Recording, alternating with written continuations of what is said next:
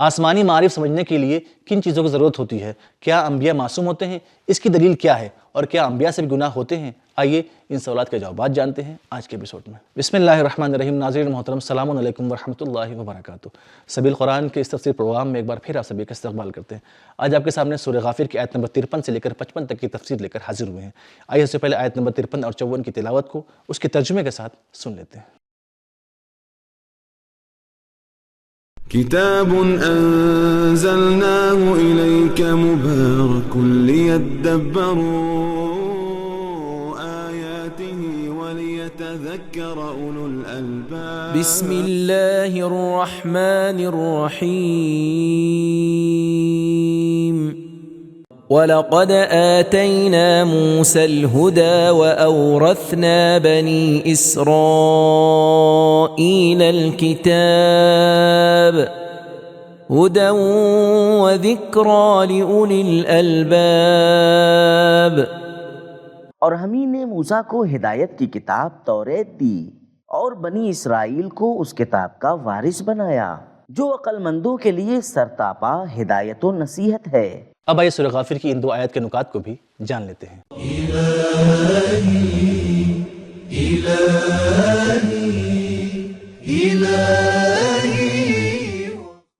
نکات: پچھلی آیت میں انبیاء اور مومنوں کی مدد کا تذکرہ تھا، اور یہاں پر گویا رسولنا کا نمونہ جناب موسیٰ اور الذین آمنوا کا نمونہ بنی اسرائیل کو بیان کیا ہے۔ الباب جمع ہے لب کی، جس کا معنی ہے خالص عقل۔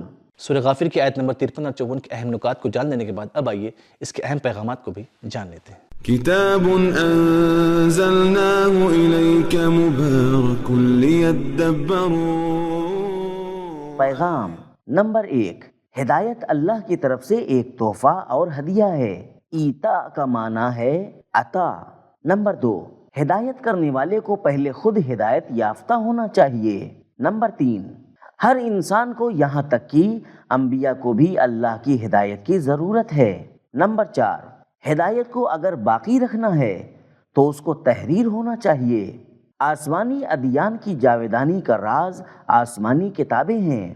نمبر 5، ہدایت کے ساتھ اگر یاد دہانی نہ ہو تو وہ بھلا دی جاتی ہے۔ نمبر 6، آسمانی معارف کو سمجھنے کے لیے عقل اور تقوی کی ضرورت ہوتی ہے۔ ہدی للمتقین، سورہ بقرہ آیت نمبر 2، ہدی و ذکریٰ لأولی الالباب۔ نمبر 7، عقل انسان کو وحی سے بے نیاز نہیں کرتی، بلکہ دونوں ایک دوسرے کو مکمل کرنے والی چیزیں ہیں۔ نمبر 8، آسمانی کتابوں کی باتیں عقل کے مطابق ہیں۔ نمبر 9، نصیحت کو قبول کرنا اور بیداری خالص اور سلیم عقل کی علامت ہے۔ نمبر 10، سعادت کے عناصر یہ چند چیزیں ہیں: الف، اللہ کا لطف اور اس کی ہدایت۔ ب، معصوم انسان کی رہبری اور پیشوائی۔ جیم، آسمانی قانون۔ دال، یاد دہانی اور غفلت سے دوری۔ ہے، خالص عقل۔ اب آئیے سورہ غافر کی آیت نمبر 55 کی تلاوت کو اس کے ترجمے کے ساتھ سن لیتے ہیں۔ فاصبر ان وعد اللہ حق واستغفر لذنبك وسبح بحمد ربك بالعشی والابکار۔ تو اے رسول، تم ان کی شرارت پر صبر کرو، بے شک خدا کا وعدہ سچا ہے، اور اپنے امت کے گناہوں کی معافی مانگو، اور صبح و شام اپنے پروردگار کی حمد و ثنا کے ساتھ تسبیح کرتے رہو۔ اب آئیے سورہ غافر کی آیت نمبر 55 کے اہم نکات کو بھی جان لیتے ہیں۔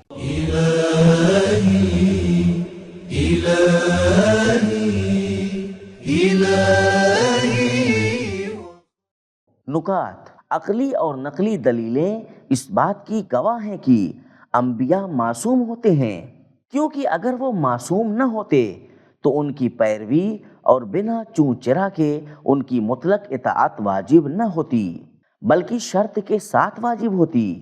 جس طرح والدین کی اطاعت اس شرط کے ساتھ واجب ہے کہ والدین اپنی اولاد کو شرک اور گمراہی کی دعوت نہ دیں۔ دوسری دلیل ہمارا انبیاء اور امام کا محتاج ہونا ہے تاکہ وہ ہمیں گمراہی سے دور رکھیں، اور اگر وہ خود ہی گمراہ ہوں گے تو اللہ کی حجت ہم پر تمام نہیں ہوگی، جبکہ قرآن مجید میں ارشاد ہے فَلِلَّهِ الْحُجَّةُ الْبَالِغَةُ، سورہ انعام آیت نمبر 149۔ بہرحال وہ رسول جس کے بارے میں اللہ ارشاد فرماتا ہے اس کی اطاعت میری اطاعت اور اس کی پیروی میری پیروی ہے، اسے معصوم ہی ہونا چاہیے۔ لہذا جہاں کسی نبی کے گناہ کے بارے میں بات ہوئی ہے جیسے اس آیت میں، وہاں ہم کہیں گے گناہ سے مراد ترک اولا ہے، جس کا مطلب ہے بہتر کا ترک کرنا، نہ کہ واجب کام کا ترک کرنا۔ چند مثالوں پر توجہ دیں۔ اگر کسی ایسی مجلس میں جہاں محترم اور عزت دار لوگ بیٹھے ہوں، کوئی شخص اپنے پیروں میں درد کی وجہ سے پیر پھیلانا چاہے تو تمام لوگوں سے معافی مانگتا ہے۔ اگر ٹیلی ویژن پر خبر پڑھنے والے کو درمیان میں چھینک آ جائے تو وہ ناظرین سے معذرت خواہی کرتا ہے۔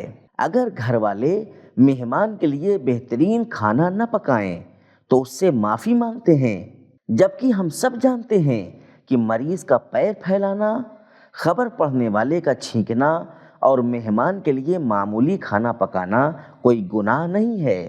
لیکن چونکہ انسان خود کو بزرگوں کے حضور میں دیکھتا ہے یا معمولی کھانے کو مہمان کے شایع نشان نہیں سمجھتا، یا اسے لگتا ہے کہ اور بہتر کوشش کرنی چاہیے تھی، لہٰذا معذرت خواہی کرتا ہے۔ معلوم ہوا کہ ہر جگہ معافی مانگنا اور عذر خواہی کرنا گناہ کی علامت نہیں ہوتا، بلکہ کبھی کبھی ادب اور محترم اور بزرگوں کے محضر میں حاضری کی وجہ سے ہوتا ہے۔ عصمت اور انبیاء کا استغفار کرنا۔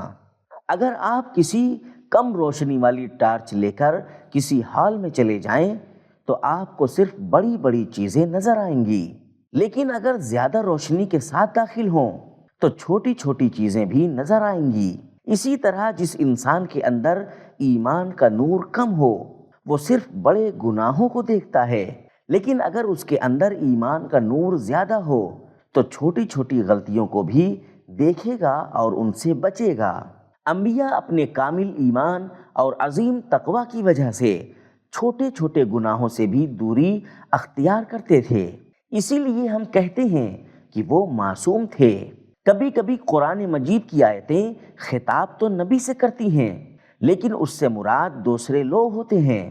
سورہ اسراء کی آیت نمبر 23 میں اللہ اپنے نبی کو خطاب کر کے فرماتا ہے اما یبلغن عندک الکبر احدہما او کلاہما فلا تقل لہما اف، اگر تمہارے والدین یا ان میں سے کوئی ایک بوڑھا ہو جائے تو ان کو اف بھی نہ کہنا، جبکہ ہم سب جانتے ہیں کہ پیغمبر اسلام صلی اللہ علیہ وآلہ وسلم کے والدین بچپن میں ہی گزر گئے تھے اور ان کے لیے عندک الکبر نہیں کہا جا سکتا تھا، لہٰذا عندکا کا خطاب نبی کی امت سے ہے۔